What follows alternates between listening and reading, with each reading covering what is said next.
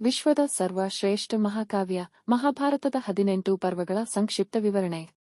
ಪರ್ವಗಳು 1. ಆದಿಪರ್ವ ಪರಿಚಯ, ವಿಶ್ವ ಸೃಷ್ಟಿಯ ವಿವರ, ಸೃಷ್ಟಿ ಮತ್ತು ಮಹಾಭಾರತ ಹಿನ್ನೆಲೆ, ಪಾಂಡವ ಮತ್ತು ಕೌರವರ ಜನನ ಹಾಗೂ ಬೆಳವಣಿಗೆ.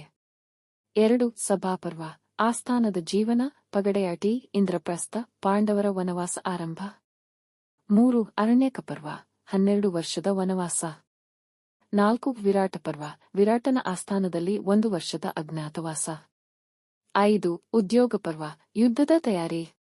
6. ಭೀಷ್ಮ ಪರ್ವ ಯುದ್ಧ ಆರಂಭ, ಭೀಷ್ಮ ಕೌರವರ ಸೇನಾನಿ, ಕೃಷ್ಣನಿಂದ ಭಗವದ್ಗೀತೆ ಉಪದೇಶ.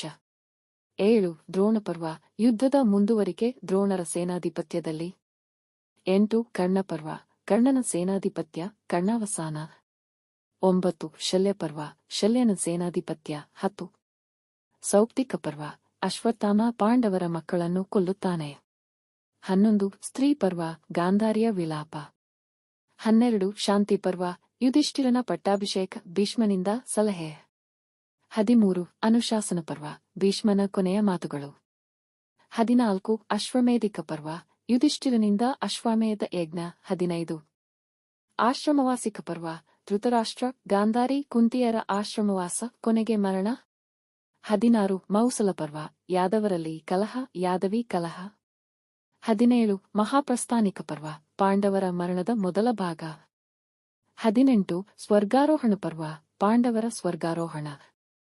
ಇನ್ನೂ ಹೆಚ್ಚಿನ ಮಾಹಿತಿಗಾಗಿ ಮ್ಯಾಸಿವ್ ಮಿನಿಟ್ ಚಾನೆಲ್ ಸಬ್ಸ್ಕ್ರೈಬ್ ಮಾಡಿ. ಧನ್ಯವಾದಗಳು.